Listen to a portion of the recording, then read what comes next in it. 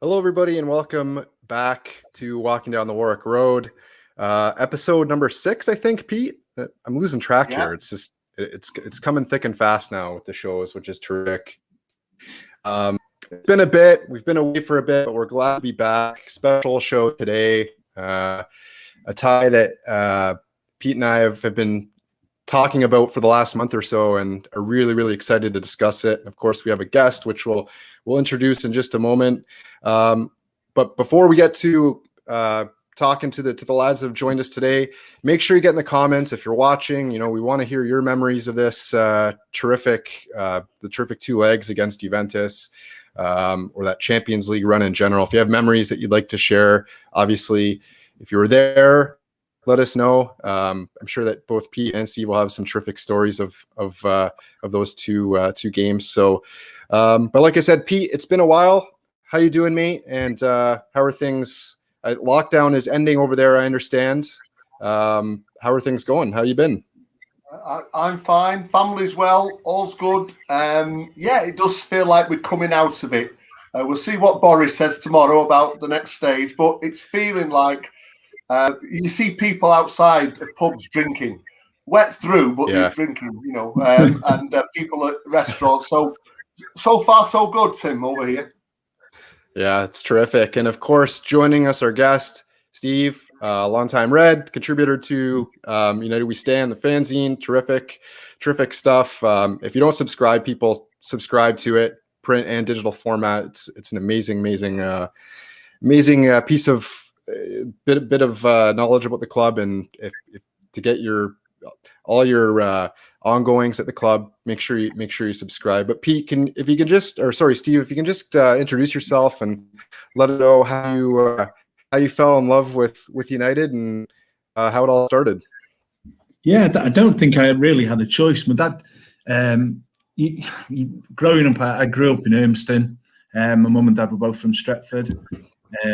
My dad took me from being 4 years of age to watch United, which was back in the 60s, so I'm showing my age now. I went with my dad for my 13th birthday. I asked for my own season ticket because I wanted to stand with my mates. We'd had a fantastic season the season before, and I hadn't gone with him. I'd gone with mates from school. We stood in the scoreboard, so the scoreboard end before the scoreboard end became where the away fans went.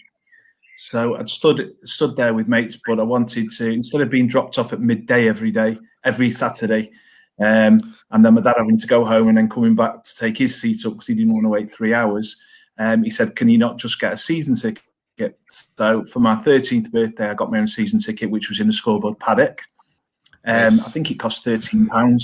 And that's when I started. And then in 1979, I started going away sort of every game. And I've gone home and away every week since then.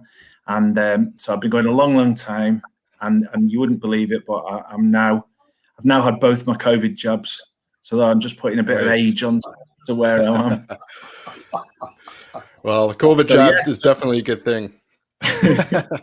So yeah, that's where I'm up to. So yeah, I've gone to United all my life, really, from being 4 years of age, and the run that we'll talk about, was a fantastic run. We were, and I'm sure Pete was there as well. We were there when before the ban in '85 of English fans abroad. We hadn't really got into going to Euro aways type thing. I was slightly too young. There was a few, but then when we came back in 1990 and went on the Cup Winners' Cup run and did did the semi-final there in Rotterdam, and I think I did every round there. It was a fantastic time. Montpellier, particular favourite of all ours that we pick out, and I think those were the times, and even all those years through the 90s, you sort of went on every single Euro away, and there's some stories come out of those, and we had some fantastic times which continued, which have continued. So it's been a wonderful. You can't not love Manchester United once you go once you've got it in your heart. This is why we've still got this fight left in us now, and to grab that club back and to put that football club back on that badge, not just as something to do, but actually because it means something.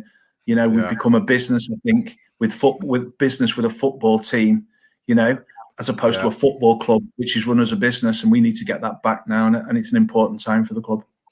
Well, it's absolutely true. I was telling Pete just before we get into sort of the build up through the 90s, Pete, to 99, that the treble season was my first trip to Old Trafford, and I remember walking down Warwick Road with my dad and my brother, and walking past my grandfather's house on Warwick Road across from Old Trafford Cricket Ground, and it was, United had me hooked before that. Same thing. I think I was just kind of born into it, but as soon as you making that walk and leading up to the ground and then walking into the stadium was just, if I wasn't hooked already, then that was hook, line, and sinker. So, well, Pete, why don't we get into it? So obviously 1999, 98, 99, the treble season, I mean, it needs no introduction, but where, I guess, crescendoing up to the semifinal and then ultimately the final, and sort of where that stands in perspective in United's history.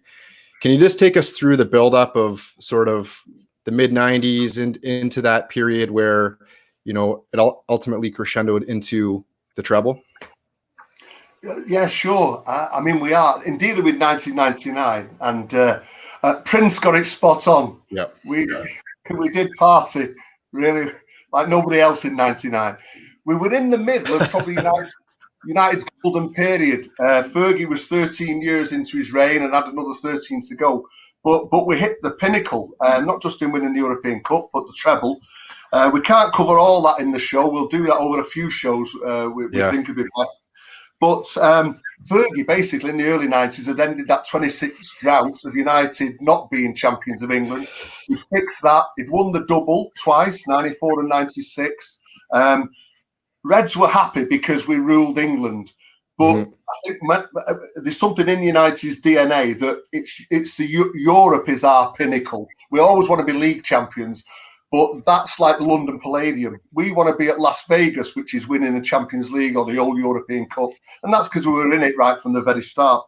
So Fergie had struggled through the mid 90s really to get through, to make a real impact in Europe. One, because of the 4 foreigners rule, which we don't need to go into, but it hampered United. And also because we couldn't, in the later stages, we kept getting beat at home. So 99 was when really United came of age, not just on the domestic stage, but on the European stage. In 99, Cantona had gone, and the lads who won the early leagues of 93 and 94, Ince had gone, and Parker, etc. The class of 92 were coming of age. Schmeichel was still there, Keane was still there, and he'd added a few guys. He'd added a few guys in like Johnson and Berg, but he bought 3 at the start of that season because Arsenal had outpaced us for the double in 97, 98. He bought Jesper Olsen, and Dwight York, and there were 3 inspired signings, and it set us up for the best season ever. Absolutely. Who for you, Steve? Like, I mean, the players that obviously we know the impact that Dwight York made that season, but who stands out for you, sort of in that 98, 99 season? Well, I think you're right, but I think Pete's showing his age there. Do you mean Jesper Blomqvist? Yeah. You said Jesper Olsen, but we knew who you meant. We knew who you meant. Now you are showing your age, because I was sat in J-Stand with you when we used to moan, or I was about 3 or 4 rows behind you one time. That's how we first sort of, as I said, we first met. But Olsen was that Danish winger who we loved to watch. He'd come down the wing, but he never really did much. But yes, we bought Jesper Blomqvist, didn't we? Dwight York, who I think was our top scorer by the end of that year. Jaap's time was the most fantastic players. But like you say, the players that were coming into it, Giggsy was phenomenal. Obviously, Andy Cole, we'd fallen in love with right from the very beginning. Scholes and Beckham were really on top of the game. Roy Keane was running the show. And he had such great foils in Scholes and Nicky Butt as well. Nicky Butt not always playing, but it was just that team became our team. We felt such a part of that team, and momentum grew during that season. And at the start of that season, because we'd come off the back of not winning much, we didn't have. We had to play a qualifier, didn't we? Didn't we go back to? We went back to Warsaw, didn't we? But it was the other. You went to the Polish. We played Vidsu Lodge, I think, years ago. We played the other Lodge team, didn't we? LKS. LKS, that's right. I think that was the first year of qualification as well. Yeah, so we had to qualify. So we hadn't had a big pre-season. Now the season before, our pre-seasons had been in. We'd done Hong Kong, and I remember going to Hong Kong. We went to Thailand. We went all over. We played all around Far East. And it was great. This one was a bit less exotic. I think we ended up playing in Denmark, didn't we? We had a few games in Denmark. Then we had to come back and play Lodz and then qualify. And then really we were off, but we were drawn in what was called a group of death. Do you remember? They went, "Oh, you'll never get out of that," because we weren't champions. We hadn't won anything the year before, had we? We lost the Charity Shield, I think. Yeah. And we'd drawn Bayern Munich and Barcelona, obviously, in the groups. Yeah. So they went, "Oh, you'll finish third. You're not going to get through." And that was the start of it, really. And that journey started that year, and we built. There you go. I mean, who would have thought that Barcelona side? And we ended up, we didn't beat them in the group stages, but we scored 6 times against them and still didn't win a game. But they were interesting, they were interesting sort of games because United was scoring goals, and it really was a case of if you score, we'll score one more, or we'll certainly match you. And that momentum built, didn't it, Pete? It did. Yeah. You're right. Right from the start of the season, there was 2 factors. We were scoring for fun. But we also, right from the first game, the league game, was Leicester 2-0 down we were with about 10 minutes to go. And we pulled it back to 2-2. We didn't win. But it set the tone for the season right to the final game of the season. United had this never say die spirit. They've kind of got an essence of it now, I think. But that season, in League, Cup and Champions League, we kept coming back. And as Steve said, with York and Cole up front, and if they had 5 minutes off form, we had Solskjaer and Sheringham to come off, on the bench. We were scoring for fun. And the other thing about that season that's interesting for me too, it was obviously coming off the back of the '98 World Cup and David Beckham sending off, and a lot of turmoil when he got back to England. He was going through him and his family were put through the ringer, and like you said, Pete, when he scored that free kick against Leicester on the first day of the season to level, the commentator said at Beckham's back, you wondered what kind of season was he going to have? What kind of impact was he going to have and coming off the back of that World Cup? And he was just terrific all season, and they just got him back into the fold, circled the wagons, the family of Manchester United as Fergie was so good at, and just got him completely settled, and he just went on to have such a tremendous season. We did start on fire, didn't we? No. Sorry, go ahead, Steve. Well, I was going to say we got didn't Arsenal stuff us as well? We went early season to Arsenal, and they absolutely, I think they put 2. Well, they put at least 2, I think 3 past us, and we'd start off with a couple of home games. We started off with a couple of draws. We'd gone to West Ham, hadn't we, and drawn, and we didn't really. It didn't look like much was happening really, but as you say, we just felt that we'd got behind Beckham, and Beckham, we felt that siege mentality, which Ferguson seemed to copyright for that team. And it was like he was ours, and it was, where to stick England. We didn't want our players playing for England anymore. We wanted to bring him home to make sure, these effigies of him hanging from a lamppost and all that, and the Nevilles getting booed when they turned out for England. We didn't want that. These were our team, and we'd look after them. So wherever everyone else was booing him, we really, really got behind the team. I think they felt that. You'd like to think as a supporter that you make a difference to the team, and they actually do appreciate you. Many times you realise they don't, but I think sometimes that team started to get it. That team started to get, actually, these are all behind us, no matter what's happened. And I think that's how it started to build. Okay. Yeah, absolutely. You're spot on. And when you mentioned the character of Beckham to come back from that when he got slaughtered, the third game of the season, and I went to it, was down at West Ham, and United, it was show of strength. Show of strength, not in violence, in terms of singing and getting behind United and Beckham. Really, we told them where to put the effigy. And it did set the tone that it wasn't going to affect United, and that defiance, that mank defiance, that siege mentality that Steve mentioned that Fergie used brilliantly, set the tone. So right from the off, it wasn't a great start, but that West Ham game was York's debut, so York came in a little late, and I think it started to click soon after that. Yes, that's right. Yeah, I mean, that was his debut. Yeah. Well, yeah, that nil. Lads, when we fast forward to, we sort of set the tone for the season. When we fast forward to the Champions League semifinal, which is really the meat and potatoes of today and what we're here to discuss, we talked about obviously the world-class players on the United team, but let's take a look at the other side at Juventus, and obviously a powerhouse in that day, a team that United was familiar with, having seen them in the group stage in the previous 2 seasons in the Champions League, boasting the likes of world-class players, Filippo Inzaghi, Zinedine Zidane, Didier Deschamps, Edgar Davids. I mean, you look at that, as good as Italian teams are, and they were miserly. Obviously, we played them in the groups prior to that and lost 3 of those games 1-0 in the previous 2 seasons. So we knew they could defend. But you look at what that team boasted in an attacking sense and going forward, and those players that I just touched on.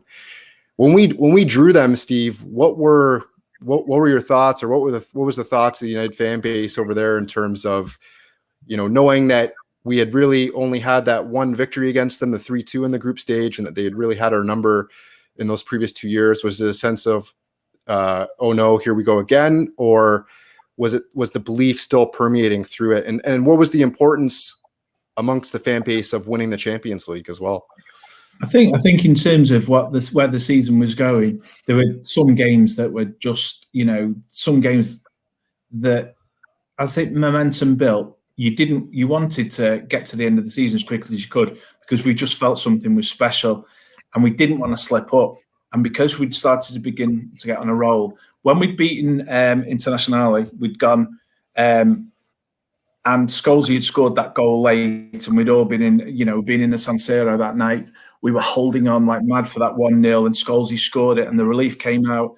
And all that you wanted to happen then was, I think, I'm right in thinking, I remember it's a long, long time ago, but I'm sure that Juve had it against them, and I don't think we thought they'd get through, and I didn't think, you know what I mean?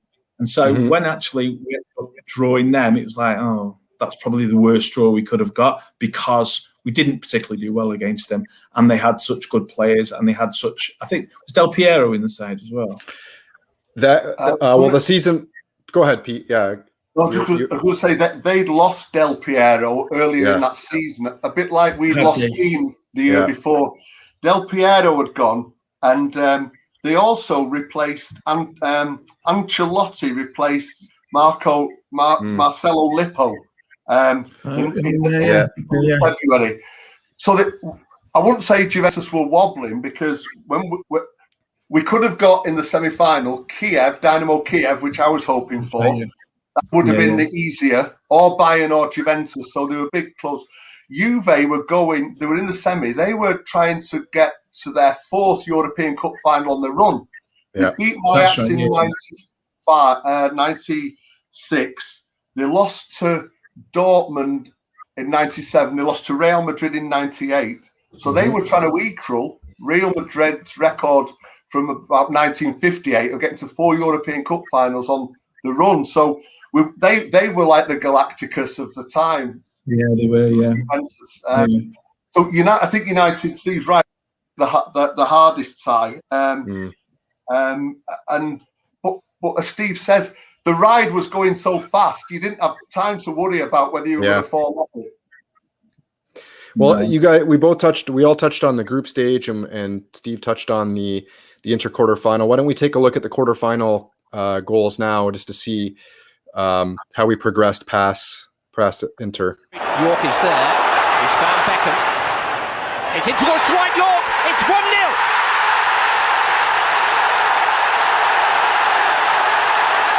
A golden start for Manchester United. It's towards York. 2-0. It's Dwight York again from David Beckham's cross again. It's a combination to which Inter Milan have had no answer.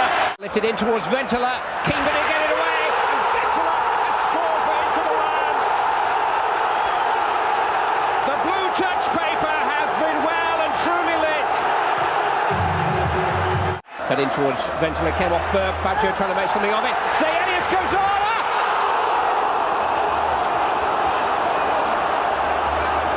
Neville with the cross. Andy Cole waiting underneath it. It's Paul Scholes. He's done it.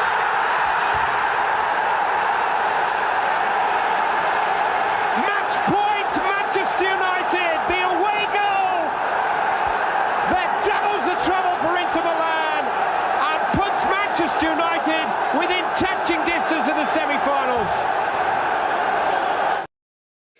I still remember when they pulled that goal, the first goal back in Italy, and then I remember Zielias Gonzalez getting through, and he sort of screwed that shot past the far post. But I remember him getting through, and I had my head in my hands because I was just don't cope well with moments like that, unfortunately. But a tricky tie in itself. We were talking yesterday, Pete, and I think you had mentioned that United hadn't scored in Italy since '84 before that game when Norman White had scored. And so, just quickly touching on the semifinal the quarterfinal to set up the semifinal, getting to that stage, taking that 2-0 lead into Italy, was there a sense that United could go there and certainly finish off the job? Was there apprehension going to Italy and knowing that we didn't have the greatest of record there at times? I think any time you go to Italy, and I'm sure there's about 75,000 in that stadium. There's about 5,000 Reds. That was in the Inter Milan. You can never relax, but we'd not conceded a goal, so that was good. Yeah. Beckham's crosses to York that night in the first leg, it just captivated a certain man. His crosses, Beckham's, were pinpoint. Oh yeah. Around that time, and York just knew how to get on the end of them. No, it was really bite your lip time in the San Siro for most of that game. But when Scholes did it, the release, because we knew then they'd have to get through in like 10 minutes.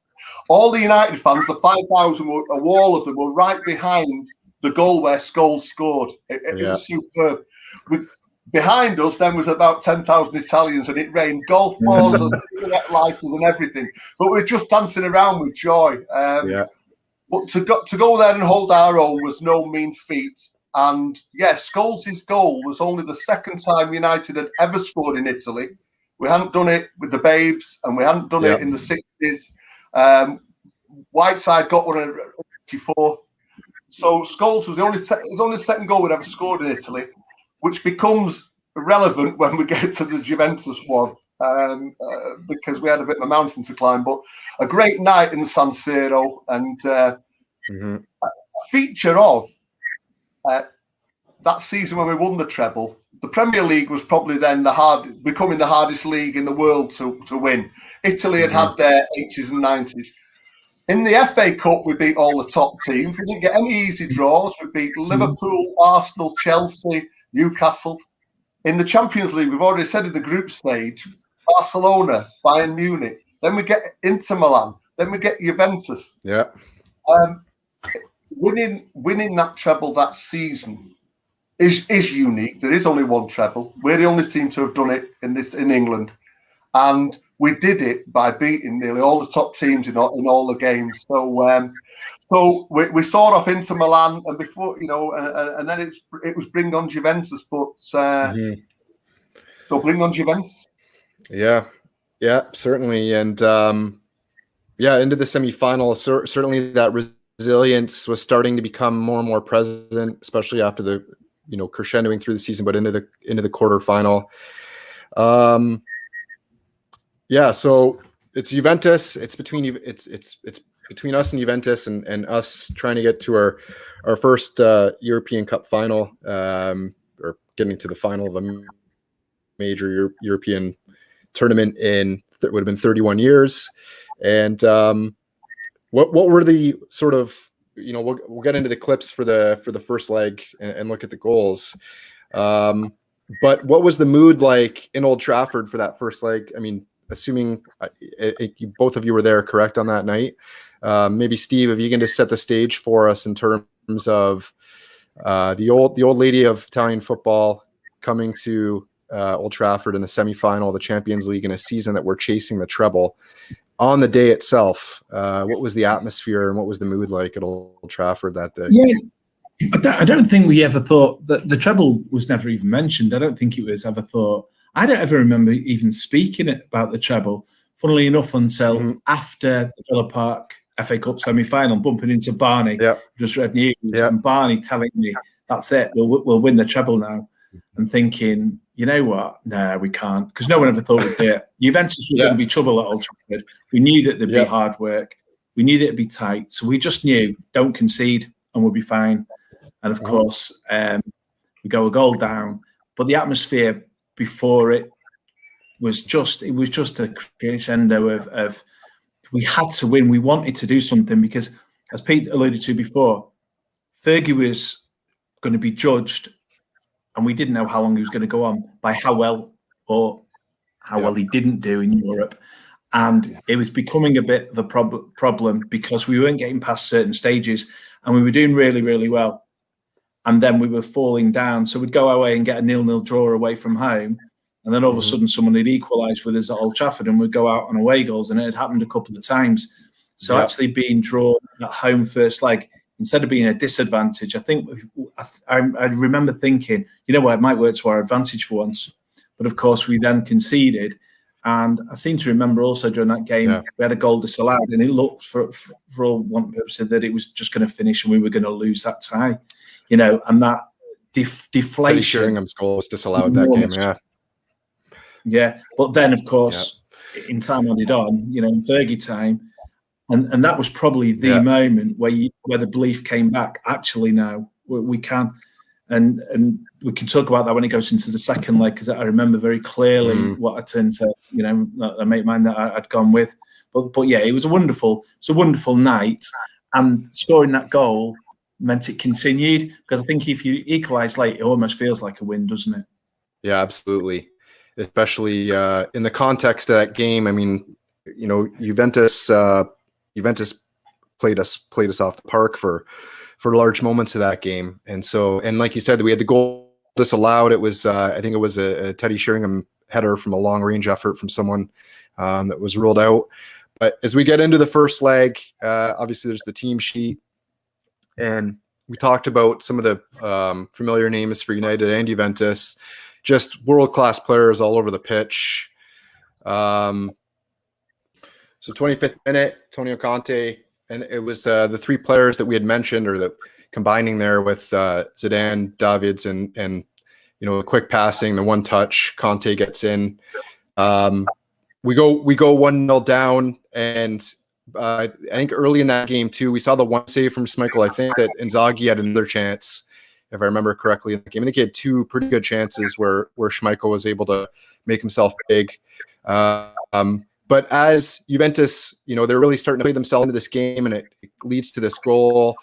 At that moment, what are we thinking? Or was it we're in trouble here, or you know, did we believe that based on the resilience that we had shown throughout the rest of the season and against Inter, that this was a different United side and that we could respond? I seem to recall Juve came out the blocks right from the start and played it brilliantly. The passing was superb.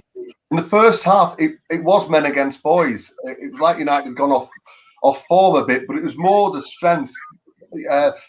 Juve looked like a team that had all those star players in it, and they were playing with confidence. And I think at half time, the chat would have been around, blimey, you know, could these, because they looked very good. It wasn't that United played bad, really. We just hadn't got going. The rhythm wasn't there. They could have been 2-0 up at half time. And so I think, like Steve says, the atmosphere was there. There's always the singing was at both ends of the ground in the mid-90s. The Stretford end was still doing its bit.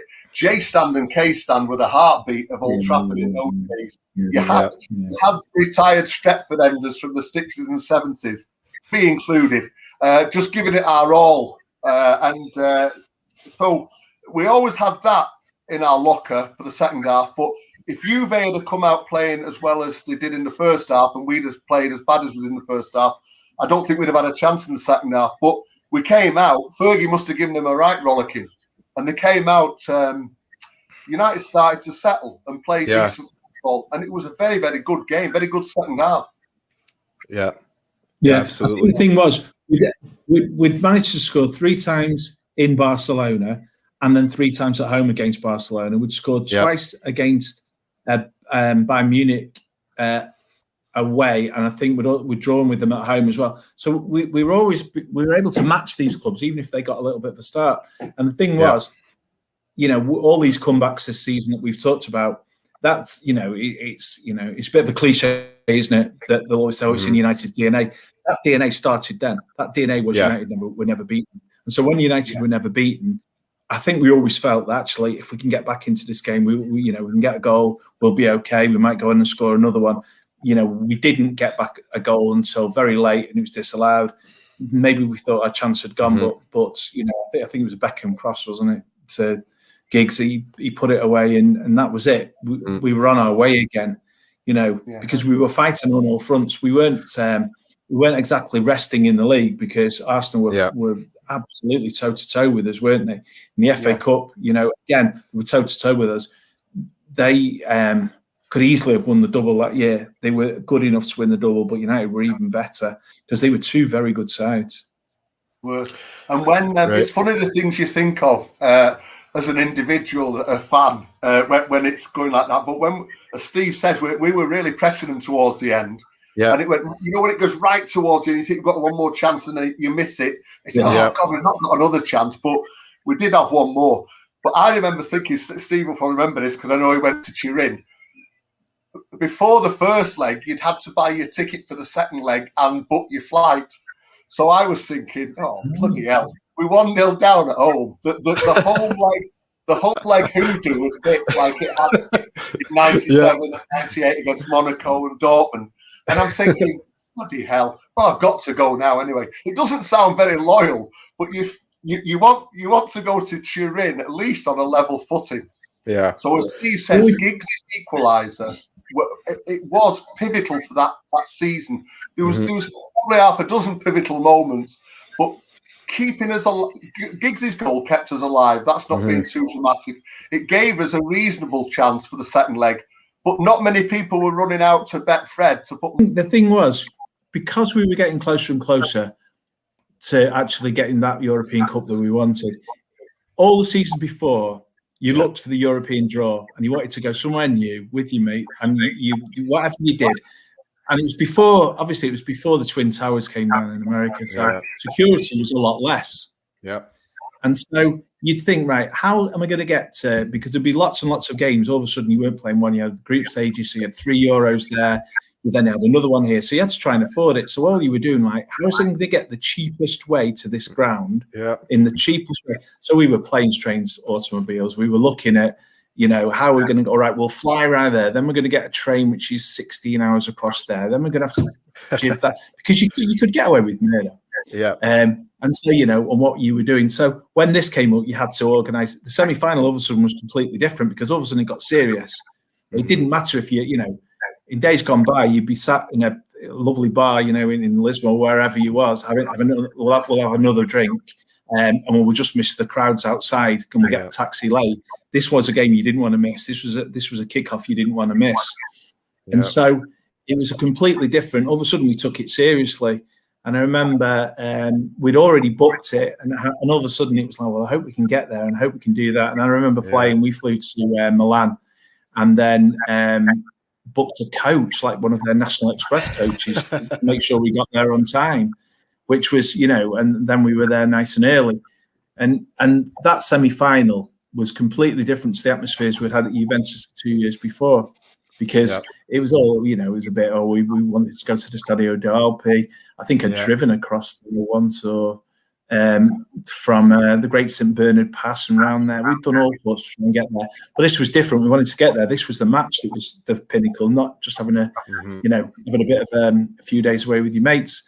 So it was just, we got into Turin, and because there'd been a bit of high spirits in the times we played them before, they didn't want us drinking anywhere, did they?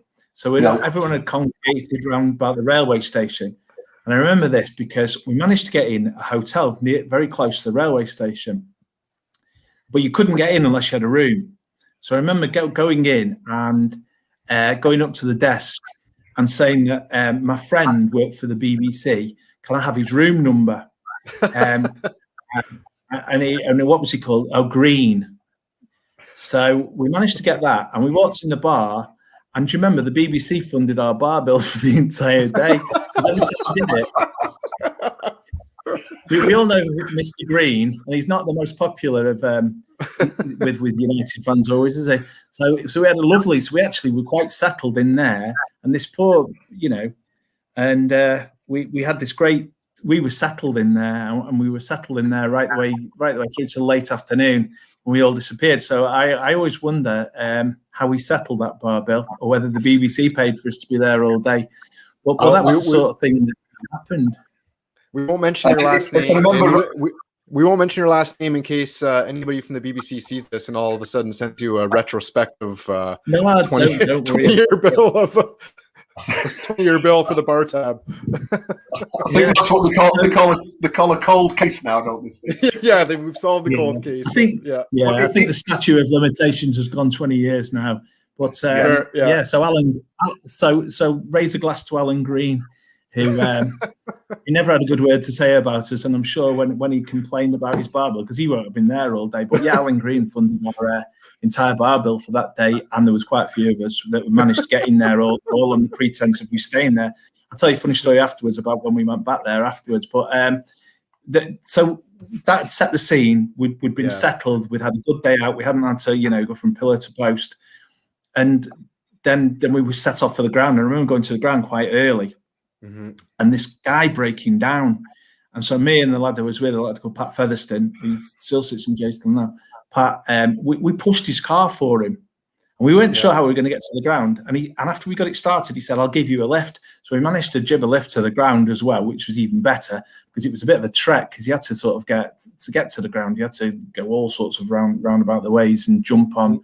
They had a tram system, didn't they, and things like that. So we managed to get a lift to the ground. Okay, and then Kate Howie was stood outside. Do you remember her? I'm sure that was the time that Kate Howie was deciding that to sports minister, she wanted to make sure that everyone was all right. And she was holding court with people outside. So it was all quite a strange thing. This was all building up to this one game. Yeah. And then going into the ground and thinking, to win this game, all we have to do is score 3 times.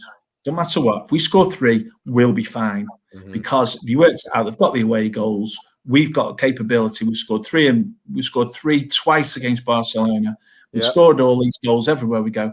Score 3. That's all we have to do, and then the game kicked off. Yeah, and we know what happened next. Yeah, and Pete, of course, you and I were chatting about this yesterday, leading up to this game. After the first leg, we had, of course, the FA Cup tie and subsequent replay against Arsenal in between the 2 games. So, having come through that. And then knowing that we had to go to Juventus and score, was confidence, as kind of Steve touched on there, sky high in terms of being able to go to Italy and get a result? Yeah, confidence certainly was there because the results just kept churning out. In fact, the amazing feature just in that month of April, we played Juve at home in the first leg. Yeah. Then we played the semi-final of the FA Cup against Arsenal and drew. Yeah. 3 days later, played the replay at Villa Park, the famous replay, the last FA Cup semi-final replay ever, probably the greatest goal of the FA Cup ever with Giggsy. Yeah. And then we're off to, I think we played Sheffield Wednesday at home in the league. Yeah. In between, as Steve said, Arsenal were right down our necks. We had to win. And we won that 3-0. Then we're off to the to the Stadio del Alpi for the second leg to get through to our first European Cup final since '68. And then we're back to play Leeds in the league on the last game of the season, the last game of the month. So the games were coming thick and fast, like snowflakes on a car in a snowstorm, Yeah. But they were all high octane games as well. Yeah, they were. Yeah. And of course, you're trying to fit it in as a keen fan, like Steve said. He's trying to get his trip to Milan, his trip to here and there. You've got your partner or your wife or your husband to look after too, or whatever. You've got your job to hold down. Yeah. You just had to go with it. If you stopped to worry about any of those aspects, you'd have crumbled. You had to have a strong heart and actually just go with. I remember Fergie saying, some people are saying this is tortuous, this run that we're having. He said it's not tortuous, it's a delight. And he must have got that across to the players. Yeah. Because to me, in a way, it could feel like torture. But if you just talk to yourself and said, look, just enjoy it. This is what we want through the 60s and the 70s and the 80s. So let's try and enjoy it.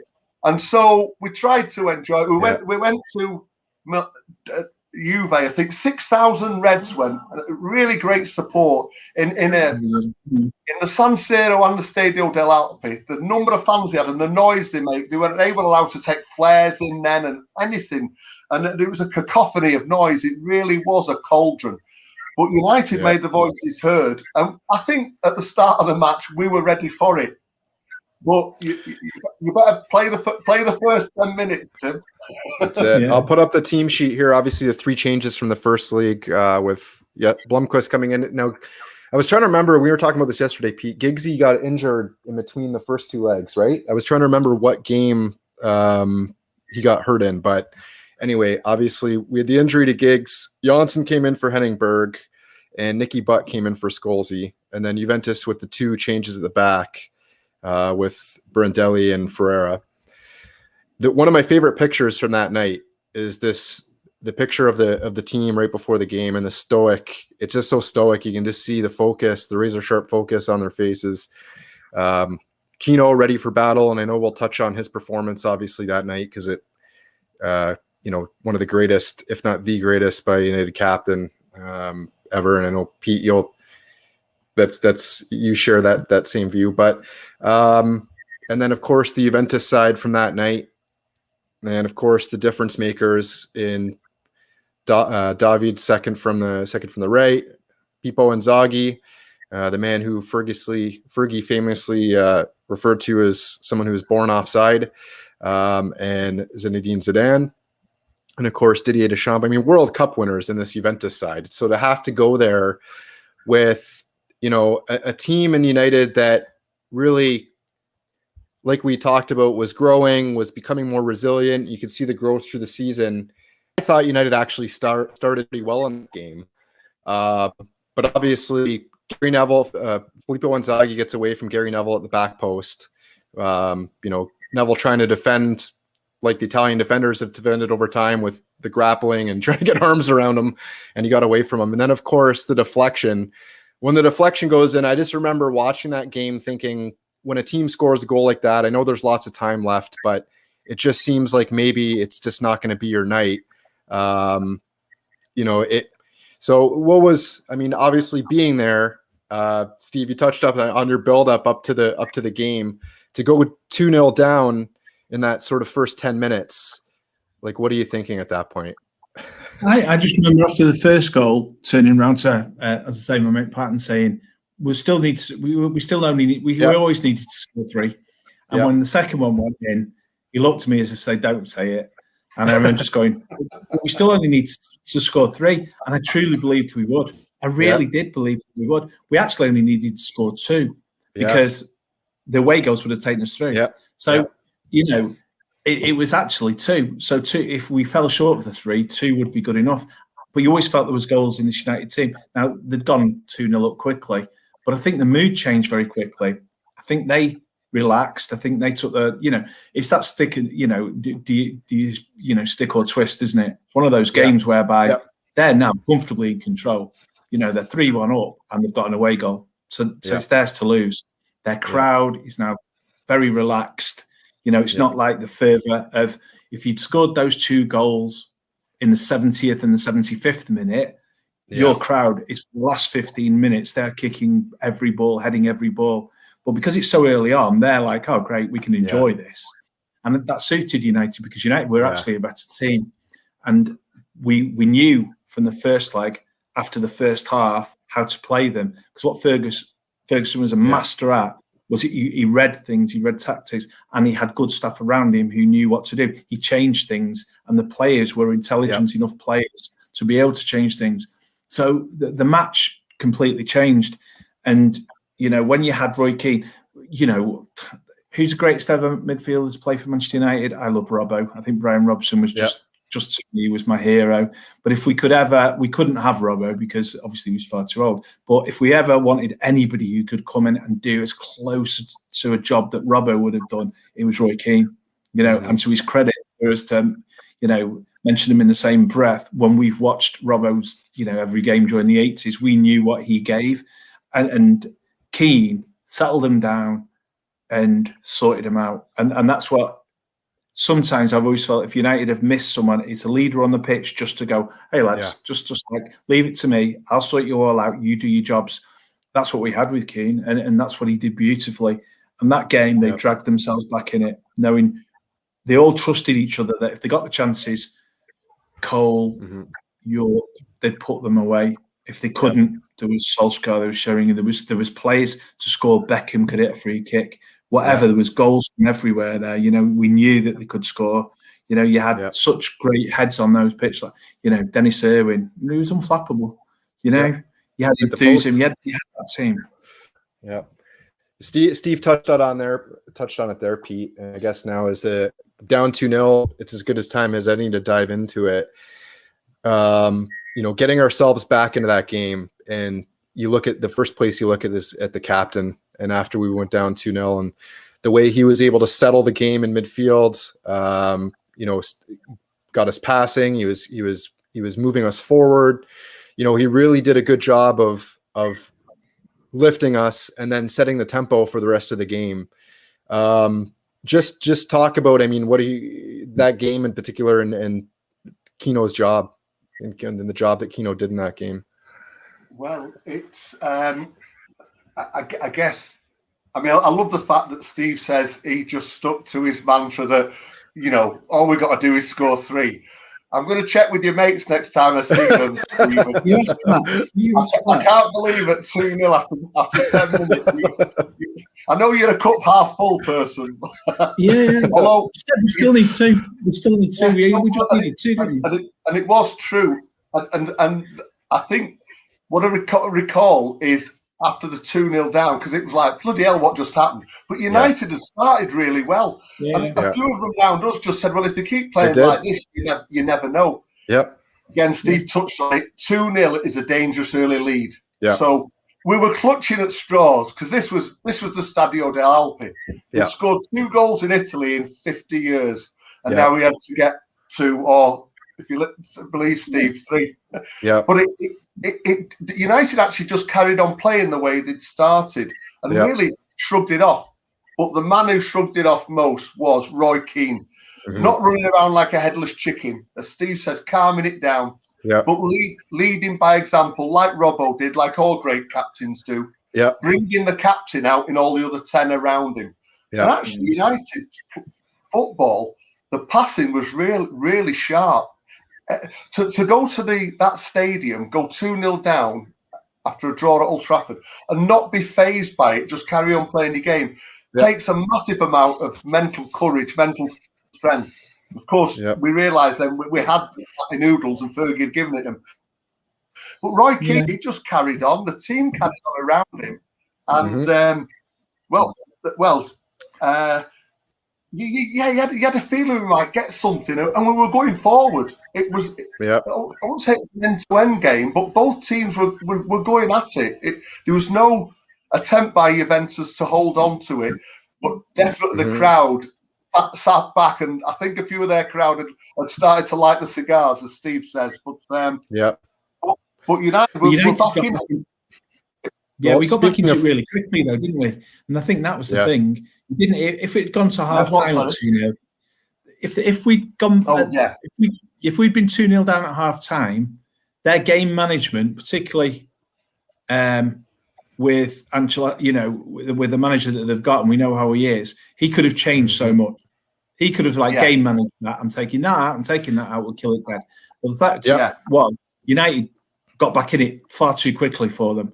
So all of a sudden, with 10 minutes left of that half, we were back to 2-2. Yeah. And the crowd was flat. We'd flattened now the crowd. So they'd gone flat because, we've won this. Great. Oh, my God, now we haven't. We'd scored the 2 that we needed, because it was always something we just need 2. Yeah. And United were really on top because now we were 2-2. We'd got the away goal. And now from being able to game manage that out in whatever way, they know how to score. So like you said, Steve, back in it early, 24 minutes, Keno gets the header, game on, little emotion, run back to center circle, and let's get on with it. You can hear the United end, or the United supporters going mental when he scored that. We touched on. I mean, it's sort of a 2-0 lead.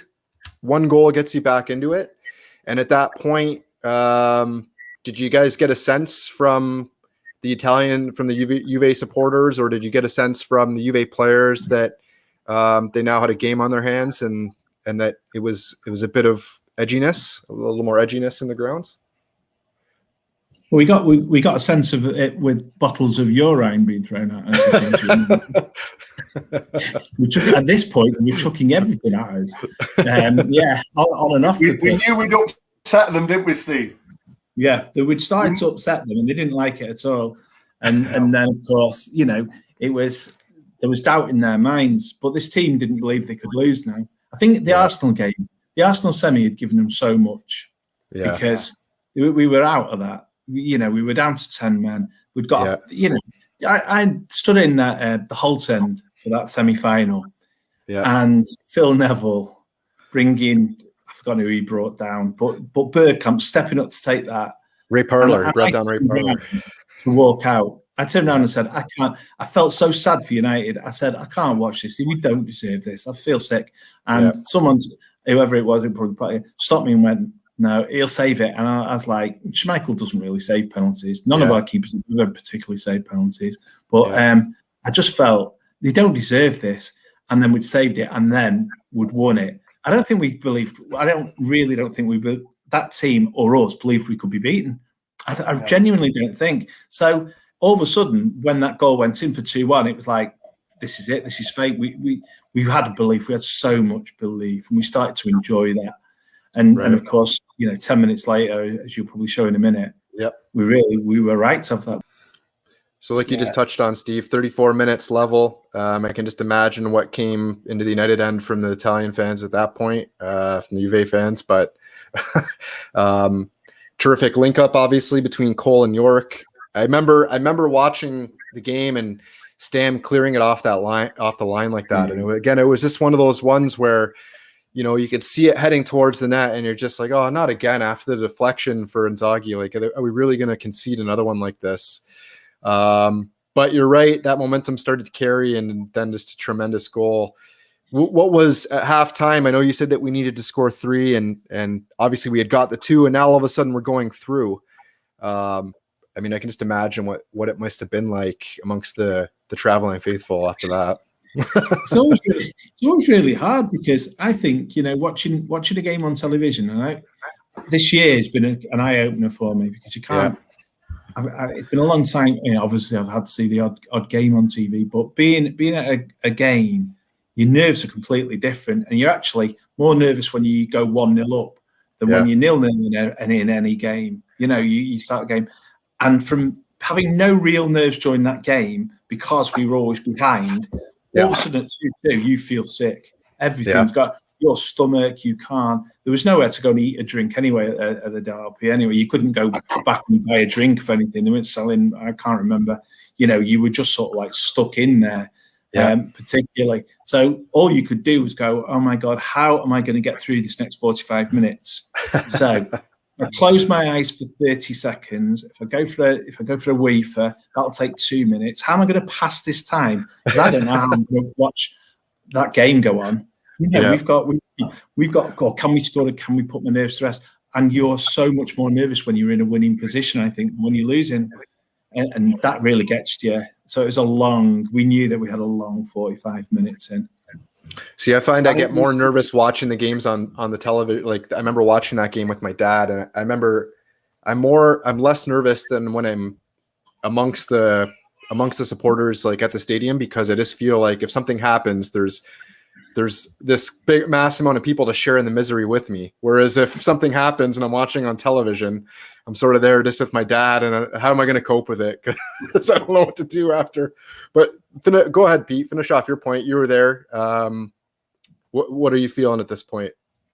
Well, I mean, the thing is, we pulled back to 2-2 after 34 minutes. So in a way, I mean, we'd done it then. Nobody believed we'd done it, but we'd actually done enough. We could go through with that. So as Steve says, you've got an eternity to go through. But so what a bizarre turnaround. 1 minute you had when we went, I think the commentator there said United had a mountain to climb. After that, two goals in the first 11 minutes, the mountain had turned into Everest, you know. But we were nearly at the top of it halfway through the first half. So again, you just had to go with it. Like Steve says, I remember counting down the minutes from 70 minutes on the clock, because there's a big clock there in the stadium, and there were 20 minutes away. You've got to remember that the excitement of the size of the prize. The prize was to get to see Manchester United playing a European Cup final. A few of us had been lucky enough to get there in '68. I was 13 and my dad took me. We'd had Rotterdam. That was great. That gave us a taste and kept us going.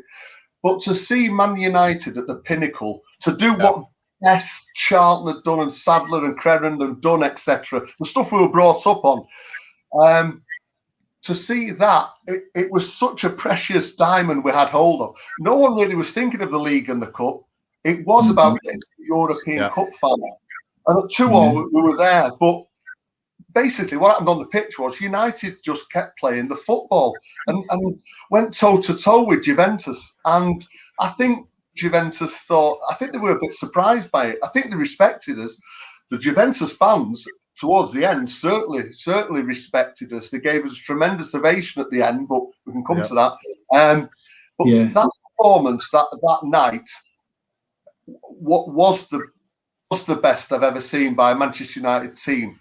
And so that wasn't just a great comeback like in the final or a great few spells within a game.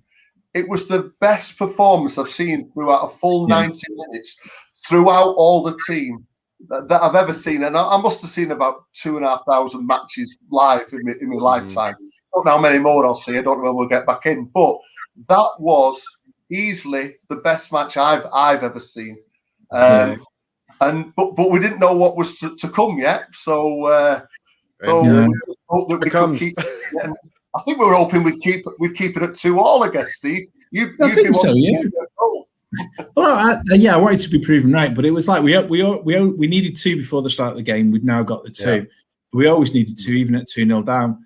And I think, like you say, that the 1968 European Cup final. My dad had gone. He worked in Trafford Park. He worked for AEI, and he'd gone in a van with his workmates. They'd all got off early, at lunchtime, and they'd gone. I remember my mum sitting down, and I must, put it on TV. I remember she was ironing. I would only be 4. I'd made the 29th, so I'd just turned 5, and so that was. I'd never been to. I had Rotterdam, which was a most wonderful. I mean, Rotterdam was fantastic, wasn't it? No, it was a wonderful final, but it wasn't the European Cup. And now we had the chance to get to the European Cup final. And I remember thinking, I've got to hold my breath and I've got to do this, and I'll count down another minute. And you're looking in, it's not past, and the ball's going out of play, and you're just thinking all the things trying to get through to the end of this game. And so you always look for a late goal to probably kill the game so you can really enjoy it, because you weren't enjoying it at this point. There was no enjoyment, but as Pete said, they were playing so well and doing so well, and it was just one of those that went on forever, and you enjoy them after, but at the time it was horrible. And then what happened? And obviously after that, it was the immortal words of Clive Tildesley, full speed ahead Barcelona. But yeah, you have those moments, don't you, in games like this when they're this tight that you have, when a goal like that goes in, when it went in, it just allows you that bit of reprieve and that last little bit to really, really enjoy it, because at that point it's done and that you're through. I mean, I don't even remember that. I don't remember that offside goal. I must The have thought Inzaghi one? I'd forgotten about that until you remind me now. God, I remember. I remember thinking at the time, because you're looking. It's not like VAR now, which is rubbish, where you go, "Oh, it'll be checked anyway." There's a goal, you cheer, and you go, "Oh, hold on a minute, is there anything wrong?" At that time, it goes in, and you go, "No." And the first thing you do always was look to a linesman for a flag, don't you? Yeah. And if it's not up, you're done for. Whereas now, anything could happen. The game can end and he can be brought back on to take the penalty. So it's just that, you look for a flag and it's gone. When that goal went in, it was just phenomenal. But I remember thinking after we'd sort of died down and everyone had finished getting off the floor and hugging each other and congratulating each other as if we'd played the game ourselves, then you look at the clock and go, now, what will happen now? How many goals do they need? Can they score once? Can they score twice? Can they really do it? And the nerves kick back in. All of a sudden, you're thinking, well, we can allow them one, and then it's in a different way. And the nerves now are absolutely, because it's now in your hands. It's now to lose. It was, the 68 Cup final was the same against Real Madrid. It was Bill Folks that scored the winner, wasn't it? It'd make it 3-2. In the second leg, they ended up winning. In 68. Oh, the semi. Yeah. In the semi. Yeah. Similar situation on the night. Similar situation. On the night, United are 3-1 down. But and around that time, when the 68 match was on, a semi-final in Madrid. I can remember getting the daily. I watched that on a very grainy black and white picture at home as a young lad. I can remember seeing the pictures of United fans over there in Spain in '68 running on and picking Kiddo up. They had butcher's coats on, not Kiddo. These are the fans, and they had all the names of the players on the backs. And they're going and picking Charlton up and Kiddo. I always wanted to be one of those fans to celebrate a great United comeback in Europe. I used to dream. I used to kick a stone along on my way home from school, playing that United had a great comeback. And like Steve in that ground that night, what was a 45 then? I was living that dream I've had all my life of cheering the team I love on in a cathedral of Europe, getting to a European Cup final, getting to the pinnacle of Europe. And you can see what it meant to the players just in that picture. These young lads, Beckham and Neville particularly, they came right over to where the United fans were. You could see the joy in the faces, in their eyes. They were screaming. So were the fans. It meant so much. People had invested so much in it, not money, but emotion for since the 60s or the 70s or 80s, whenever they started watching United. And we never believe we've got a right to be champions of England or Europe, but we always think we should be challenging for that. That's always United's yardstick. That's something Ole Gunnar Solskjaer gets fully. But we've got to the final. Yeah, for after sure. 31 years. You don't wait for many things for 31 years. For 31 years for many things in your life. But we'd got it. And I guess I know they kept us in for a long time, Steve. That was the way, but we were happy. Wasn't it? But that was the thing you just touched on again. The entire game, the Juventus, and before the game, whatever, the Juventus fans have been really off, chucking things at us and everything like that. At the final whistle, they gave us a standing ovation. They stood and they clapped that team. And we were like, hey. And they were clapping our team. And then they turned to us and sort of clapped as if to say, we're recognising your team out there. And it was incredible. And it was like, wow, this team really have made a mark, because they were great. They were a great Juventus team. If you look at the players that they had and the players who were playing around that time, there was that 98 team, the 98, World Cup teams, they had some fantastic players. So world football was really strong, and teams were very strong. And yet they had almost, clapped that sort of, in that gladiatorial sort of arena, our team, our gladiators who'd gone there and matched them and knocked back down and beaten them. And I always had a lot of time for them after that, after what we'd gone through, because they recognised it.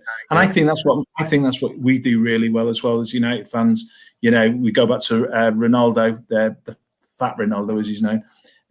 I can't talk, but when he scored the hat-trick, we clapped him off. We've given ovations to players not to the. I think I remain sat down about this, but Gary Lineker on his last ever game got a standing ovation at Old Trafford. There's not many players. You know, we tend to recognise and be quite sporting ourselves. So I think we recognise something in that actually that there was real credit given to that team. And like you say, Pete, we were kept in for absolutely ages. Oh my God. You know, it's funny the little things you remember. So this is April 1999. So you're right, you're chatting with your mates or your friends that you'd gone with. We'd had a good crowd that had followed United all over Europe for a few years. And you're chatting to other people you might see that you see at Old Trafford and whatever. But you had a bit of time to kill. But the euphoria was great. Fergie came out after he'd done the TV interview. Mm-hmm. He didn't come over with the team. He came out about 15 minutes later. So that was another special. But I heard a few people, had some people had these things to their ears and were phoning home and talking to their friends or family at home about how great it was. And these were mobile phones. And I thought, what the bloody hell is this? Yeah. How things have changed. But I thought, wow, I must get one of those. And it was like a brick they were talking into. But I thought, how can we phone up Manchester and be talking to the mates? But so mobile phones arrived in 99, I guess. I'm sure they came before that. You know, Juventus hadn't lost a two-legged European Cup tie since 1986. Wow. So when Steve says their fans recognise what we've done, they really did. For everything they threw at us, they did stop to say that team had stood toe-to-toe with their gods, if you will. We'd stopped them getting to another European Cup final, and we were there ourselves. And I was pinching myself, because I've gone from being 13 to 45, if I've got the maths right. And I just thought, we're there. I didn't want us to lose the league or the cup, but we were there. We were going to Barcelona to the final. You know, after that result, we had 5 league matches left, 5 league games to win the league, 1 FA Cup final to win the double, and 1 European Cup final to win the treble. Just 7 games after that, and it was almost too much. Yeah. Well, it's a good place to finish off, Pete, with today's episode. And certainly the treble, as you and I have been talking about, you know, we're going to be dissecting the treble season and really getting into it in depth and detail, and bringing on longtime Reds like Steve, and hopefully Steve will come back and join us. And you know, if we do the FA Cup run and get into the group stage of the Champions League and break down the season, lots to get into in this season for sure. Yeah, go ahead. Just finish this off. Well, after they finally let us out, obviously the centre of Turin was closed, and when you booked, so you didn't have a lot of money left by the end of that season for what you'd spent. So I remember thinking, I've got nowhere to stay, and the coach was the next morning back to Milan. So I managed to get back into that hotel we were. And I slept in a service elevator. So I managed to call a service elevator. And we slept in a service elevator until first thing in the morning, when obviously they needed it because the staff were opening up. And when the service elevator, the lights went on and it started moving up again, we knew it was our time to get out of that hotel again. I had to go and sit in a cafe with a really bad head and stuff like that, because it just wasn't a lot to do. By the time they let us back and we'd managed to get back into the centre of Turin, but nothing mattered. They were just great times, and those memories around that. And, you know, my 2 young lads go with me season tickets at Old Trafford now. Luca goes away with me now. And I just hope they don't have to wait for as long as me and Pete did between those experiences and those wonderful experiences that we had on that run and those runs over the last few years. It would be marvellous for them to see the riches that we've seen, you know, without growing old during it. Well, it seems like Ole certainly has us on the right track towards that now. That is a terrific way to finish it off, actually, with that story. But yeah, thanks for everybody for tuning in, and we will see you next time with our next installment. Take care. Cheers, folks. Bye-bye.